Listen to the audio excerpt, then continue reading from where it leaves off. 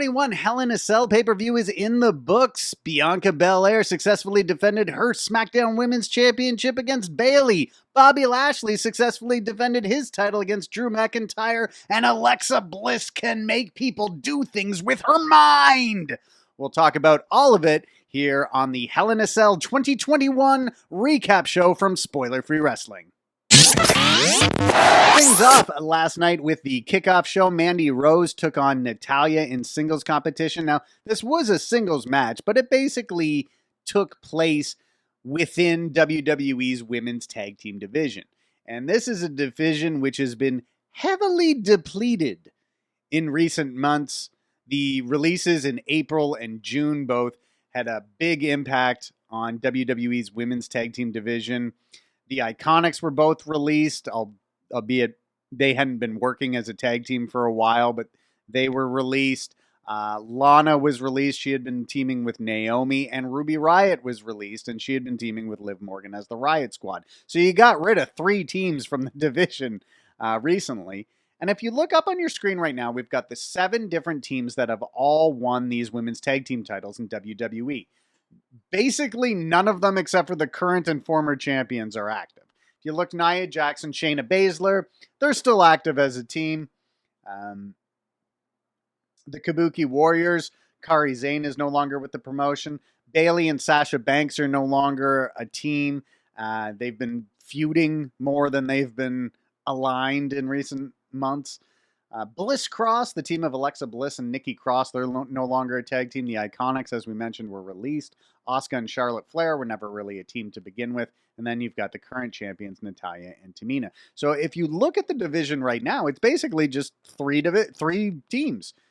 You've got the champions and 2 challengers. The champions, Natalya and Tamina, the former champions, Shayna Baszler and Nia Jax, and the team that Asuka nicknamed the Sexy Muscle Friends, Dana Brooke and Mandy Rose.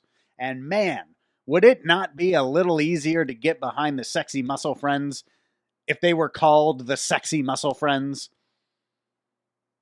But they didn't do much to earn themselves a future title shot here.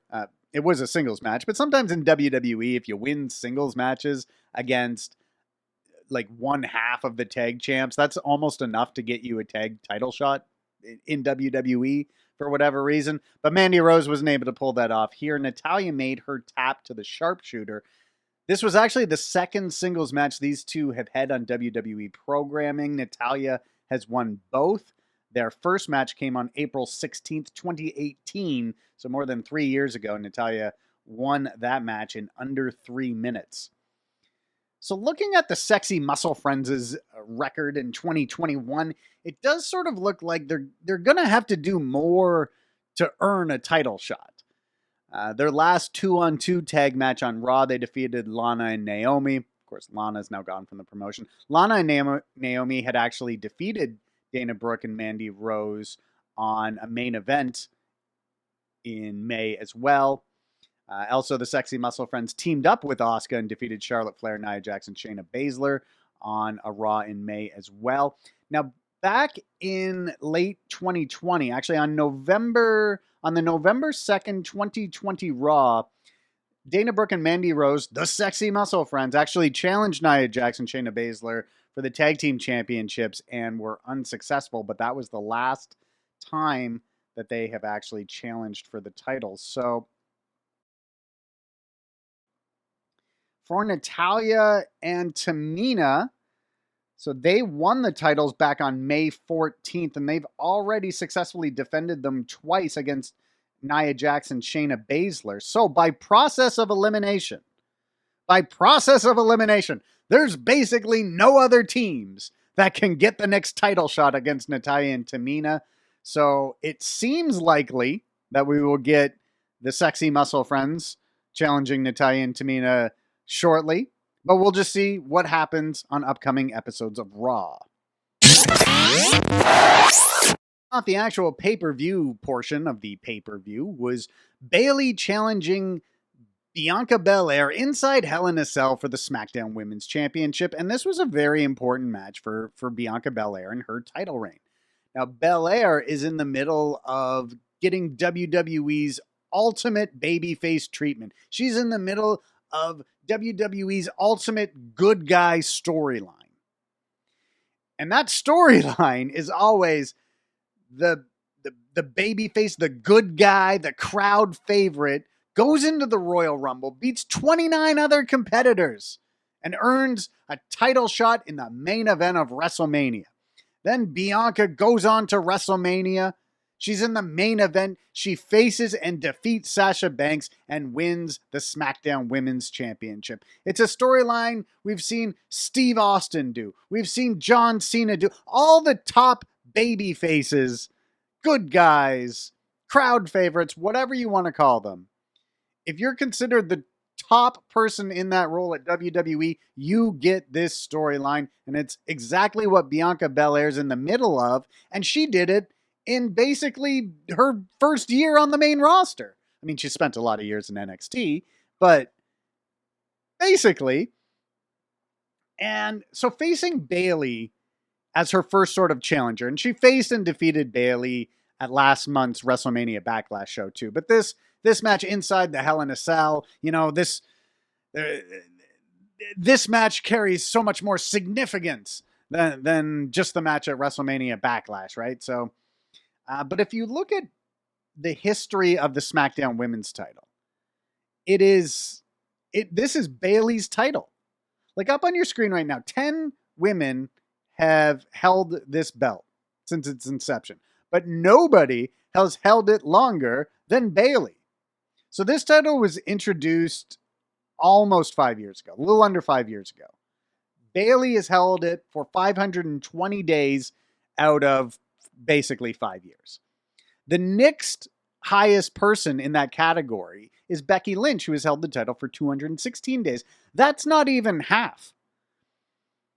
I could do some math and work out the percentage, but I know it's not half. And that means this title is more associated with Bayley than any other wrestler on the WWE roster. So for Belair to have that big WrestleMania story where she wins the Royal Rumble, wins at WrestleMania, and now she's going on to face the greatest champion that this division's ever known. Basically just 20 minutes of straight action, and then Belair gives Bayley her finisher onto a ladder, but the ladder, she kind of opened the ladder, but still had it laying. Anyway, if you saw it, you know what I mean. She gave her finish on that and then pinned her. And now sort of the question is, well, what's next for Bianca Belair? It was just her second title defense, and it was against Bayley both times. But now you start to ask, okay, well, who's the next person that Belair is going to defend this title against? Who's the next challenger? And if you look at the SmackDown Women's division, it's not really clear who that would be. Now, there's the possibility that Sasha Banks could come back soon, and we could have another Sasha Banks versus Bianca Belair match, because we haven't had the rematch from WrestleMania yet. I do think WWE sometimes will give the former champions immediate, or not immediate in this case, but will give former champions rematches, even if they haven't done much to earn it, just because, hey, that's just sort of how they do things. So it could be Sasha Banks, but there's some other people that I think are in the mix. Like if you look, so it's not going to be Bayley. She's just defended that title against her twice. It's not going to be Natalya, because Natalya and Tamina are the tag champions. And so that sort of leaves Liv Morgan and Carmella as possible next title challengers for Bianca Belair. And they've sort of exchanged wins and losses there a little bit. But maybe Carmella could be put into that role. But if you want to do a big title match with Bianca Belair versus somebody, you're going to have to go outside of the current SmackDown roster, unless Sasha Banks is coming back. Because just looking at who they do have, looking at the Wikipedia article of who's on this roster, it's not Bayley. Could be Carmella or Liv Morgan. It's not Natalya. There's Reckoning, Mia Yim, but she's not really on the show. Liv Morgan and Carmella at least have had little parts on the show. Sonya Deville's not an active competitor. So who's next? if it's not Banks coming back or it's not somebody from outside this division, I'm not really sure Bianca Belair has too many quality challengers waiting in the wings. But we'll see what's next for Bianca Belair, likely Friday night on SmackDown.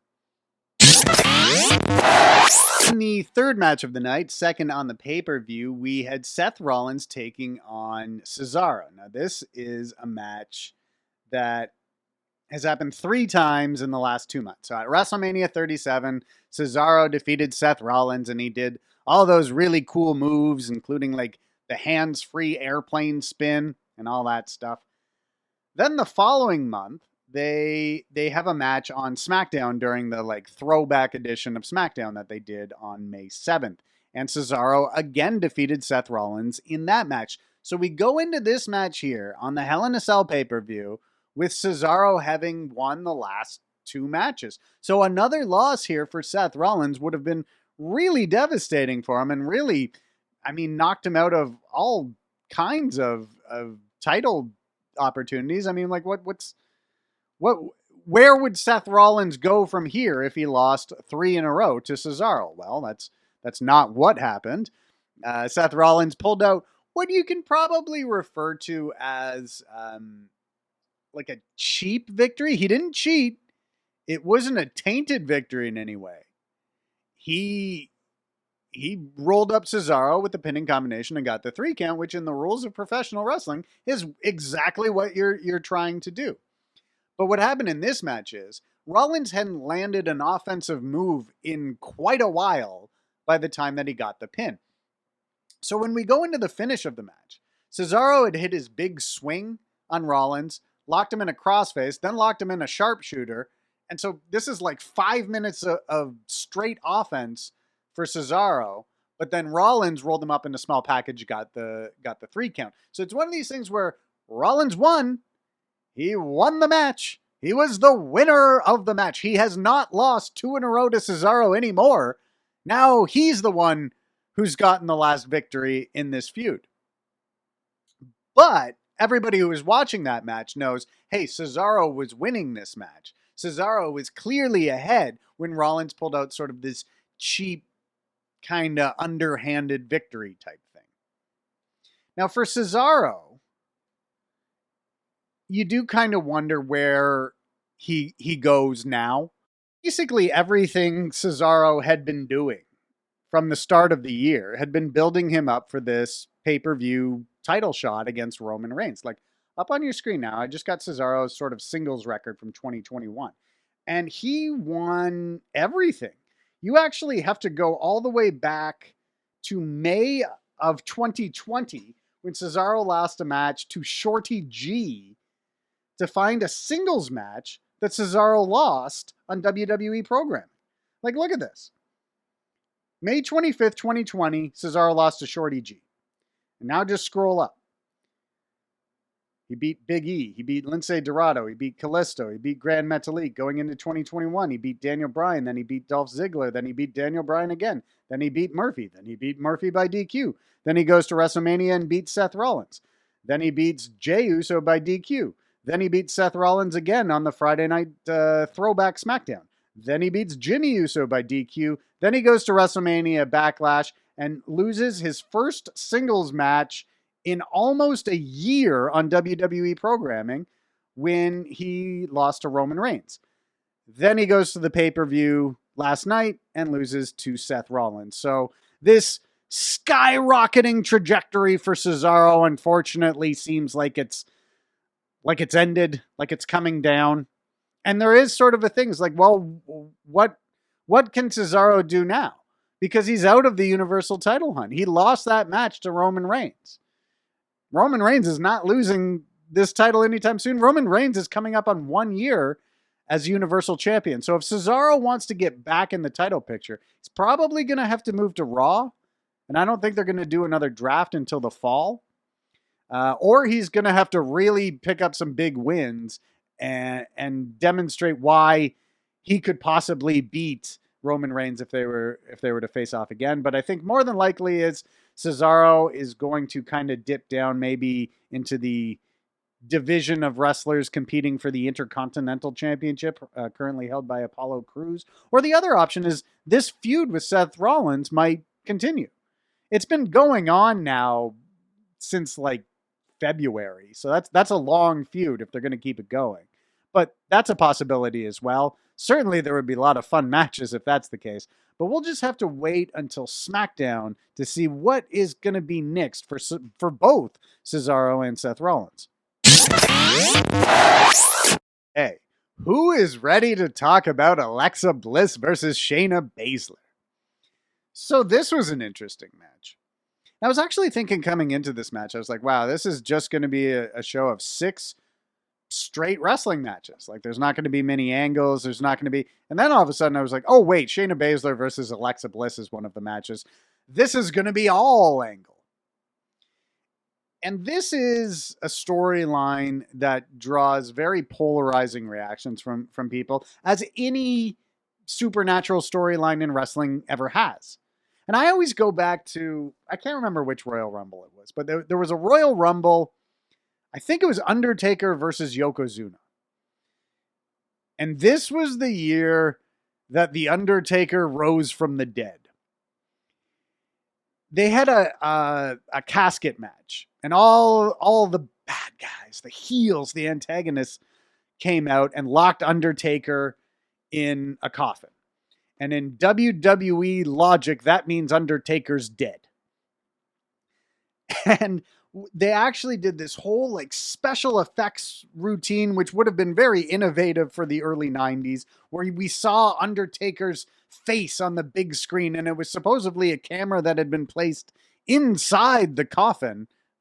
And then we saw Undertaker kind of rise from the dead, and it was this big thing where basically if you were a traditional wrestling fan and you had been a big fan of watching Nick Bockwinkel wrestle or like, you know, stuff like that, and then you see this, then you see this science fiction comic book style fantasy stuff happening, you're probably going to be like, what is this crap? This is not what I understand wrestling to be.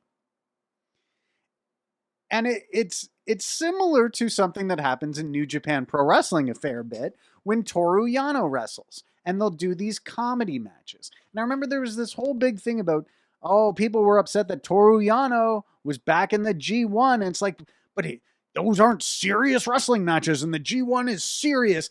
And it all comes down to people saying, hey, this is not what I understand wrestling to be. And it seems like in both cases, it's people who want their wrestling to be very serious. They want it taken seriously. They don't want a lot of bells and whistles and things that cause the breaking of the fourth wall, right? Like we all know magic doesn't exist. Well, I don't know. Do we know that? We all think we know that magic doesn't exist. So when we see magic on our wrestling program, it requires some type of suspension of disbelief. However, my point would be, if this stuff really bothers you, like you don't want it in your wrestling, you don't have to watch it in your wrestling. Like it doesn't, like it just like The Undertaker was in many ways. A lot of times The Undertaker wasn't in the world title picture. He was just doing his own thing, and facing The Undertaker was sort of its own main event. Like, you can completely ignore everything to do with Alexa Bliss and Bray Wyatt if you want to. I mean, there's certainly enough wrestling going on outside of those two that you'll have enough to pay attention to. But regardless, people like to get upset about things. And this is something that has sort of drawn that kind of criticism. However, these kind of supernatural things, they often also do good business in terms of merchandise sales, ratings, interest in a pay-per-view. So as much as we hear from people who hate it, there are also people that clearly really love it. And there's also people who clearly, maybe casual fans who go in and out. Stuff like this kind of brings them back in a little bit. So there is absolutely value to having these supernatural angles in wrestling. And that's exactly what we got. We got some supernatural stuff in wrestling that I don't know that we've seen in wrestling before. We've got mind control. And something happened on Raw, which kind of, they tease that Alexa Bliss has these powers. But we get into this match here. Shayna Baszler, Alexa Bliss. Here we go. And Shayna Baszler has sort of Bliss locked in like an armbar type thing. And I thought for a second they were doing that thing where Alexa Bliss can make it look like her arm has come out of the socket or her elbow is bent the wrong way or something. And so they're doing that. But then Bliss starts yelling at Baszler for Baszler to look at her. And I'm like, all right. And then somewhere within that, Baszler just lets go of the arm. And it was subtle. That part was subtle where you're kind of like, I'm not really sure I know what happened there. And the commentators didn't allude to any kind of mind control being done by Alexa Bliss at the time. But then later in the match, Nia Jax is on the outside. And we see, and Bliss is on the inside. And we see Bliss kind of like guiding Nia Jax on what to do with her hand. Like, it causes Nia Jax to slap herself and then scream. And this was very much alluding to the fact that, hey, Alexa Bliss has these new powers where she can get people to do things with her mind. I just started watching season 1 of Jessica Jones. And if you know what goes on in season 1 of Jessica Jones, well, it's pretty similar to this. Anyway, I started thinking about that, and somewhere in there, Alexa Bliss wins this match. So the bottom line is, Alexa Bliss never loses anymore, and she can control her opponent's minds. That makes her a significant challenger for the Raw Women's Championship. So up on your screen right now, this is Alexa Bliss's record since moving to Raw in the draft last year. She's never lost. The only match that she didn't win, was a Raw Women's Championship match against Asuka in January that was ruled a no contest. I can't remember what happened there, but I'm assuming some shenanigans and supernatural chicanery. Then she was in the Royal Rumble. She didn't win that match. But basically everything else she wins. She beat Nikki Cross. She beat Asuka in a non-title match. She beat Nikki Cross again. She somehow beat Randy Orton at Fastlane. And she beat Nia Jax by DQ, and she beats Shayna Baszler here. So it seems like they want to build Alexa Bliss into something very similar to The Fiend, where they are these unbeatable monsters in their division. And so now, you kind of got to wonder, with her win-loss record being what it is, and now that we've established she can make people do things with her mind, how long until we see Alexa Bliss challenge for the Raw Women's title? I don't know. But if I'm Shayna Baszler, I don't want any more of this storyline. I don't want anything to do with Alexa Bliss anymore. So I think Baszler might just bail on this rivalry with Alexa Bliss. I don't know. Maybe we'll see. It seems like the next match for Alexa Bliss might be against Nia Jax. The two of them, of course, became good friends while training together in WWE Developmental. But this Alexa Bliss seems a lot different than the one Nia Jax befriended those many years ago. So is Alexa Bliss versus Nia Jax the next big match in this storyline? How much longer until Alexa Bliss finds herself in the mix for the Raw Women's title? I mean, she did have that title shot back in January, but that was a long time ago now, and she didn't lose that match either. So I would have to imagine Alexa Bliss might be in title contention in the not too distant future, but it looks like first she's going to have to get by Nia Jax. All right, and for the 16th time in their WWE careers, Kevin Owens and Sami Zayn faced each other in singles competition. That's not even including all the times that Kevin Steen wrestled El Generico before they even got to WWE. But they've wrestled 3 matches in 2021. And the first one was at WrestleMania 37, like 3 singles matches. And the first one was at WrestleMania 37. Kevin Owens defeats Sami Zayn. Then we go on to the Friday Night SmackDown that was on April 16th. So the first SmackDown after WrestleMania, Owens beat Sami Zayn by countout. However, we go into this match now here on the pay-per-view, and this all kind of centers around some storylines that have been going on in SmackDown's mid-card kind of division, sort of around the Intercontinental title. You've got Apollo Crews as the champion. He's now got Commander Aziz as his sort of bodyguard / run-in buddy. And then you've got guys like Big E, Sami Zayn, Kevin Owens, maybe Cesaro soon, maybe Seth Rollins soon, if they're not in the title mix. So you've got guys like this all kind of kicking around on SmackDown trying to become the next in line to get the next Intercontinental title shot. So this match took place after some stuff that happened on SmackDown. Kevin Owens was pinned by Commander Aziz, who gave him sort of that throat spike, that like almost like the Tongan death spike, but he's not from Tonga, so it's his own death spike. And so Kevin Owens is then shown in the back later having trouble like talking, and clearly his throat is really bothering him, but he asked for a match with Sami Zayn on the pay-per-view. And then it was clear as this match started that his throat was bothering him. And like it was clear that he was coming into this match less than 100%. And then the finish of the match comes when Owens gets like his throat hung up on the bottom rope or on one of the ropes. And this leads to Sami Zayn giving a hell of a kick and then pinning Kevin Owens. And this is something that really does not happen in WWE much. You have to go all the way back to 2016 for the last time that Sami Zayn defeated Kevin Owens. And that was at the Battleground pay-per-view in 2016. Sami Zayn defeated Kevin Owens. He had actually defeated him on an episode of Raw the month before as well. But other than those two matches, Kevin Owens has won. And Sami Zayn also won a no disqualification match against Kevin Owens on the March 27th, 2017 Raw. And other than that, Kevin Owens has won all of the matches between the two in WWE. So Sami Zayn has won 1, 2, 3, 4.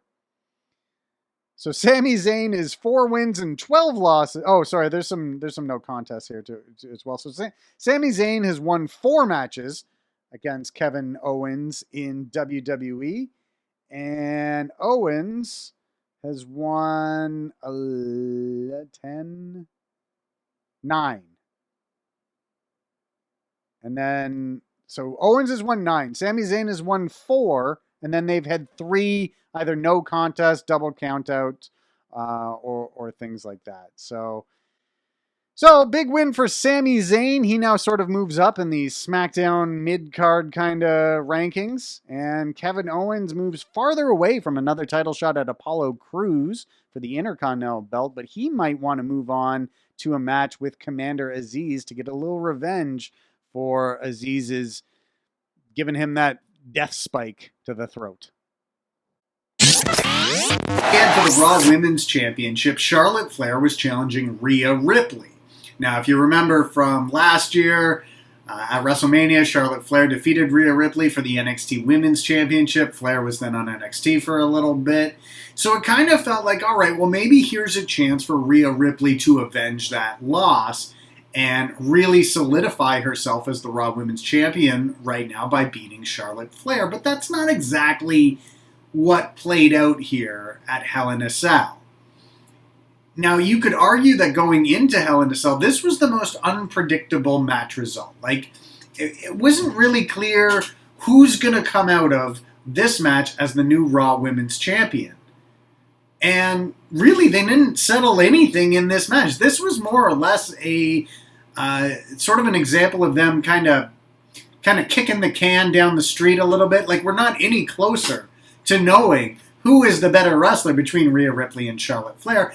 And based on this match result, it seems like Charlotte Flair could get another title shot against Rhea Ripley, except for there was some weirdness at the end of this match that I think we'll need a few episodes of Raw to kind of explain. So this match starts off, it's an action-filled match. They go 11 minutes of really fun, exciting stuff.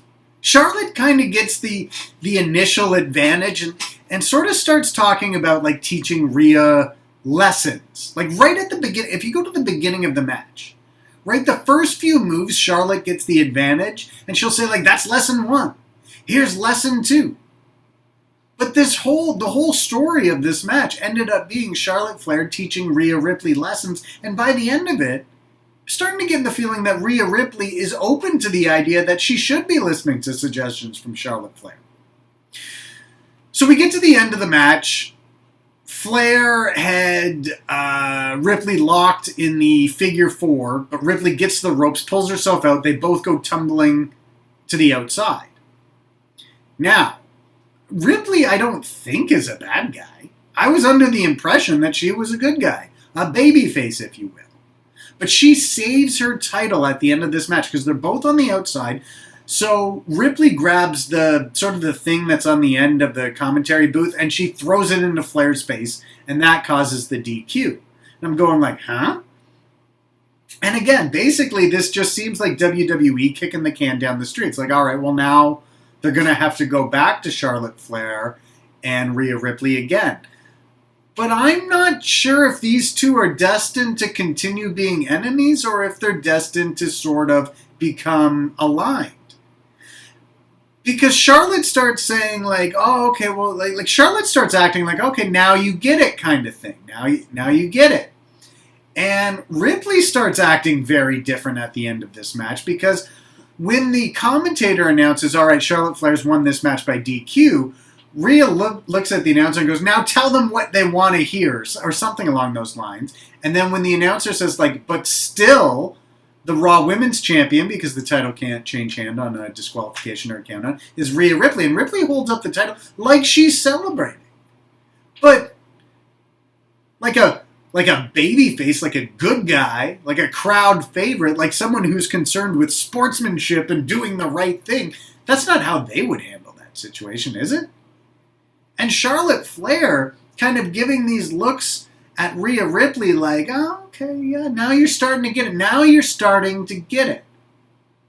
And I almost got the impression that this is going to play an important role in the growth of Rhea Ripley. Now, obviously, Ripley's the champion. She's like a big part of Raw. She had a clean victory there over Asuka on the last episode of Raw, like last week's Raw. Rhea Ripley defeated Asuka. So it seems like she just needed this victory over Charlotte Flair to establish herself as like the clear be-all and end-all top wrestler in this division. But this whole thing where she's starting to maybe turn to the bad guy side, to the heel side a little bit, that started to creep in. And this idea that Charlotte wants to teach Rhea how to kind of be this kind of wrestler, that's very interesting. And I really don't know where the Raw Women's Division goes from here, because if you're Charlotte Flair, you think you deserve another title shot. And of course you do. You just won this match by disqualification. So are we going to get Charlotte Flair versus Rhea Ripley again? But if we do, what does this mean for this sort of Charlotte wanting to teach Rhea lessons thing? Does that continue? Are these two eventually going to become aligned? Are they going to continue to feud over the title? Where does the rest of the Raw Women's Division fit here?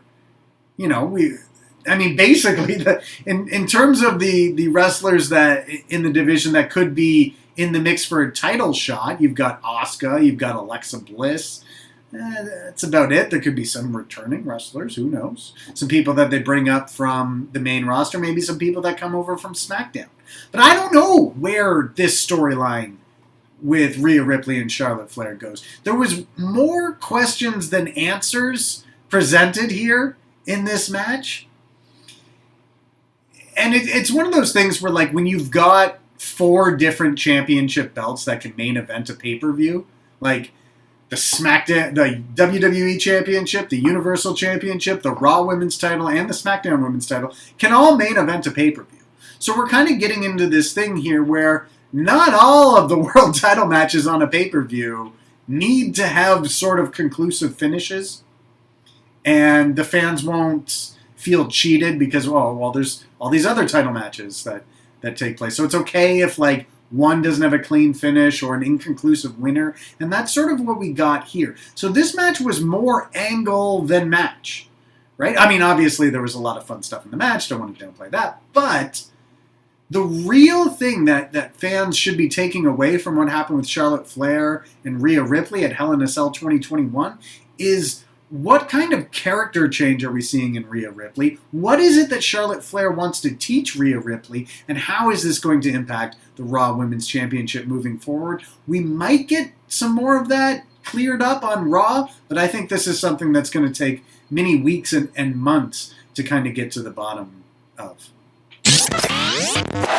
And the main event from Hell in a Cell 2021 featured Drew McIntyre challenging Bobby Lashley for the WWE Championship inside Hell in a Cell. Now, going into this match, I think a lot of people had Drew McIntyre listed as the heavy favorite to come away with the WWE Championship once again. Now, the stipulation heading into this match was if McIntyre loses, he can no longer challenge for the WWE Championship again while Bobby Lashley is the champion. Now, this makes sense to me because McIntyre was given multiple chances to defeat Lashley for the championship. So, if you remember, McIntyre didn't lose the title to Lashley. He lost the title to The Miz when The Miz cashed in his Money in the Bank briefcase. Lashley then defeated The Miz on an episode of Raw. He then defended the title twice against Miz on subsequent episodes of Raw in the coming weeks. And then moves on to WrestleMania 37, main event against Drew McIntyre. And I think a lot of people went into that match thinking Drew McIntyre was going to win the championship back at WrestleMania. In part, crowds were back, and McIntyre, he won the title at the empty arena WrestleMania. And so wouldn't this be cool to see Drew McIntyre now get to win the title in front of fans? However, that match had sort of this weird ending where McIntyre was momentarily distracted by MVP on the outside. He missed his Claymore kick, and then this allowed Lashley to pick up the victory and win at WrestleMania. So Lashley's already successfully defended the title against Drew McIntyre, although there was a bit of a chicanery to it. Then we go to last month's WrestleMania Backlash pay-per-view, and it's a triple threat match. Bobby Lashley, Braun Strowman, and Drew McIntyre, and Lashley does sort of the pick up the victory out of nowhere. He didn't really earn it, but he got it victory in the triple threat there. So now we go to Hell in a Cell. Drew McIntyre, once again, has a chance to win the WWE Championship. He defeated Kofi Kingston in a number one contenders match on Raw to once again earn the right to challenge for the championship. He's inside Hell in a Cell. They're having a great match. There's a ref bump, however, so the cage door has to be opened so that another ref can come in. What I did like about this is by the time we get to this Hell in a Cell match, we've seen two already in the last couple of days. We had seen one earlier in the night with Bianca Belair and Bayley, and we had seen one on Friday night with Roman Reigns and Rey Mysterio. In neither of those two matches did anyone leave the cage, did anyone from outside of the cage get into the cage. So you are feeling like in this match, nobody's going to get in the cage. Somebody got in the cage. MVP got in the cage. So when they had to open the cage to get another ref in, that's where MVP went in. So MVP is trying to do some stuff. McIntyre ends up keeping MVP in the cage where he can see him. The cage gets locked. McIntyre seemingly takes out MVP. Seemingly has him beaten up. But then at the end of the match, McIntyre goes for the Claymore. MVP's there to grab his leg. Lashley hits the pinning combination, scores the pin on the former champion, picks up the win, and now not only does Lashley move on and continue to be the WWE champion, but he can never be challenged by Drew McIntyre again while he's the title holder. So essentially, Drew McIntyre, he's out of the title picture. He's gone from the title picture. For as long as he was either the WWE champion or right there in the mix, going all the way back to last year's WrestleMania, he's now out of the run. So for the first time in a year and a half, Drew McIntyre is not in the WWE Championship picture. And that sort of begs the question now, where do we go? What's next for Lashley? You know, a lot of the people on the WWE Raw roster are sort of tied up doing other things, right? Like some of the guys that you think would be top contenders for Bobby Lashley's title. I mean, they're not really in title contention right now. You take a look at like Randy Orton and Matt Riddle. I mean, they're kind of tied up doing this RK Bro thing. So it's not really clear, like they're not really in a position to kind of step in and wrestle Bobby Lashley on the next pay-per-view, you know. Kofi Kingston just lost that match to Drew McIntyre, but maybe Kofi Kingston could be in the running, you know. You've got guys like Damian Priest who could be there. Keith Lee, if he ever comes back, maybe could challenge Bobby Lashley. You've also got guys like AJ Styles or Bray Wyatt. They're both heels, but I guess you could put them in that mix as well. But it really kind of now, what is next for Drew McIntyre? Like he's not going to be in the Raw title picture at all until Lashley loses that title. There's not going to be a draft again until October, so he's probably not going to SmackDown. So I don't know. Maybe Drew is due for a nice vacation. Maybe they're like, "Ooh, you were holding down the fort during the pandemic. Maybe it's time for you to take some time off." Certainly, he put some pictures up on the internet where he did not come away from this match with Bobby Lashley unscathed. And now Bobby Lashley's WWE Championship reign, which I think a lot of people, or at least some people, thought would only last a month. Like, I think a lot of people figured, look, Lashley beat The Miz for the WWE title in, what it was like February? And he's going to go on, he's going to lose it to Drew McIntyre at WrestleMania. But it didn't happen. And then I think everybody just assumed, okay, eventually this title's going back on Drew McIntyre. But it's not. It's not going back on Drew McIntyre unless it goes on to somebody else first. So you kind of wonder, like, all right, you know, I mean, Bobby Lashley, 44 years old. Obviously he took a break to do some MMA and stuff like this, but he's finally getting this big world title run. He's now been champion for like 5 months, and he could very well walk into SummerSlam, a big SummerSlam, still the WWE champion, possibly for a major match. We'll have to see who's next to challenge Bobby Lashley, because it's not going to be Drew McIntyre. And it doesn't seem like there's anybody else on Raw who really fits for that role. Like, if Lashley is still the champion come SummerSlam, who do you put him up against that's currently on the Raw roster? I don't know that there's anybody. So where does Bobby Lashley's championship reign go from here? We'll probably come closer to some answers to that on Raw. Where does Drew McIntyre go from here? I'm not sure. If he's on Raw, we might get some answers. We might actually not see Drew McIntyre for a little while as well. But that was your main event of WWE Hell in a Cell 2021.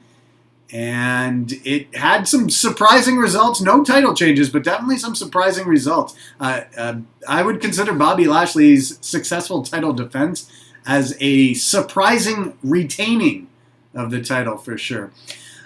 But don't forget, check us out at SpoilerFreeWrestling.com. All the wrestling news that you could ever want, but none of the spoilers. No quotes taken out of context or no rumors reported as fact. Also, hit the subscribe button and click the notifications bell so you don't miss out on any more videos from Spoiler Free Wrestling. Thanks again, everybody.